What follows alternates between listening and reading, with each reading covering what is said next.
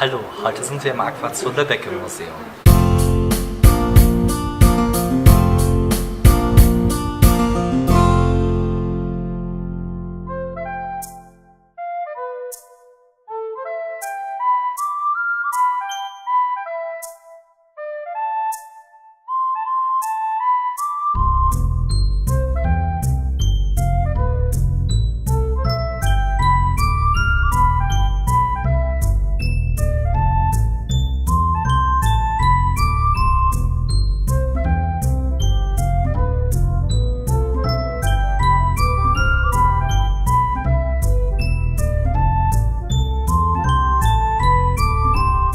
Hier sehen wir unsere Nacktmulle und die Nacktmulle sind ganz besondere Säugetiere, denn sie benehmen sich eigentlich nicht wie Säugetiere, sondern mehr wie ein Ameisenstaat oder ein Bienenstaat. Denn sie sind wirklich auch in Kasten organisiert. Es gibt eine Königin, die sich mit einem König oder zwei Königen paart und auch nur mit denen für Nachwuchs sorgt. Und die anderen Nacktmulle haben verschiedene Aufgaben. Es gibt Soldaten und es gibt Arbeiter. Und die Soldaten, wie der Name schon sagt, bewachen den Bau, denn die Tiere sind ja unterirdisch unterwegs. Also sie leben ausschließlich im Boden.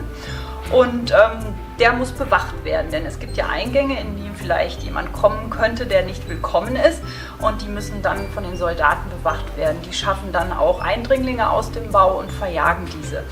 Und die Arbeiter haben verschiedene Aufgaben. Der Bau ist halt aufgeteilt in Wohnhöhlen mit den verschiedenen Gängen dazwischen. Es gibt Schlafhöhlen, es gibt die Futterkammer, es gibt eine Toiletten-WC-Kammer, in der halt eben dann uriniert wird und auch der Kot gelassen wird.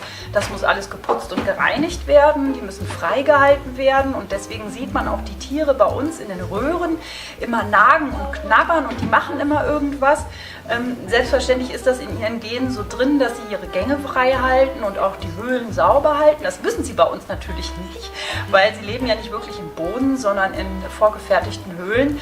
Und sie versuchen trotzdem, die immer sauber zu halten, und das machen sie hier halt eben auch, und das wird halt manchmal verwechselt mit Hilfe, ich will hier raus, ich will hier raus, ich will hier raus. Das ist natürlich nicht der Fall, sondern es ist einfach von der Natur gegeben, dass ein Nacktmull das tut, weil er einfach immer gräbt. Es sind fantastische Graber, ähnlich wie unsere Maulwürfe, aber Nacktmulle kommen ja aus Afrika, aus Somalia und Äthiopien und leben dort wirklich auch in den Wüsten. Es ist ganz heiß dort, aber im Boden ist es natürlich kühler, und das schützt sie halt eben auch vor Überhitzung. Denn das Wichtige auch bei Nacktmullen ist, dass sie kein, wie wir, Aufrechterhaltungssystem für die Körpertemperatur haben, sondern die sind wechselwarm. Das heißt also, wenn es kalt wird, wird auch der Nacktmull kalt. Er kann seine Körpertemperatur nicht so richtig alleine aufrechterhalten.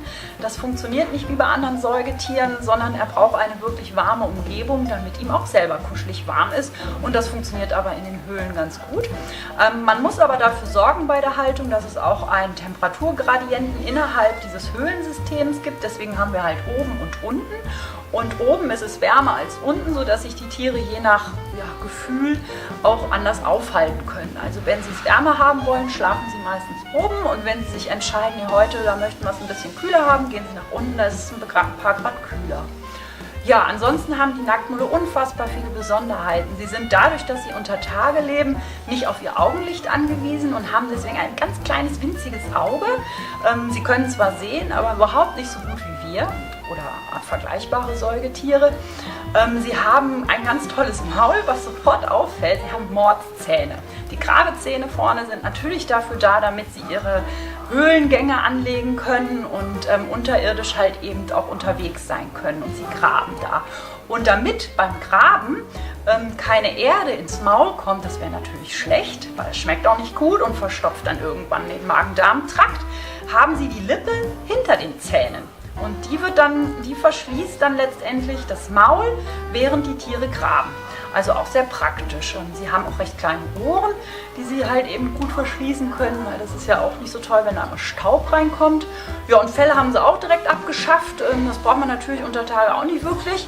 Stört ja nur, vor allem weil sie auch oft vorwärts und rückwärts in den Gängen sich bewegen. Und wenn man ein Fell hat, das einen Strich hat, dann ist das natürlich ungünstig, wenn immer das Fell umklappt. Das tut ja weh. Im Hund streichelt man ja auch nicht von hinten nach vorn. Und deswegen haben die erstmal gar kein Fell. Sie haben allerdings ein paar Tasthaare über den ganzen Körper verteilt, die meisten im Gesicht natürlich, die ihnen ganz wichtige Informationen über die Umgebung liefern, weil wie gesagt, sie können ja nicht so gut gucken, aber sie haben die anderen Sinne, die ihnen helfen, sich unterirdisch dann fortzubewegen. Ja, und als grabende Tierart fressen sie natürlich hauptsächlich das, was sie im Boden finden. Also verschiedene Invertebraten, also Wirbellose, Käfer, Regenwürmer, was auch immer so unterwegs ist, was sie erbeuten können. Aber auch Aas, das sie zum Beispiel mal finden, oder wenn sie vielleicht jemanden erbeuten, der in ihre Höhlen kommt, der von ihrer Größe ist, der wird dann auch gefressen. Und sie fressen natürlich unfassbar viel Wurzelmaterial, Wurzelgemüse, und das bekommen sie dann bei uns auch. Wenn ihr jetzt noch Fragen habt, schreibt sie unten in die Kommentare. Und wenn euch das Video gefallen hat, dann würde ich mich über ein Like sehr freuen. Und damit ihr kein Video mehr verpasst, abonniert einfach den Kanal.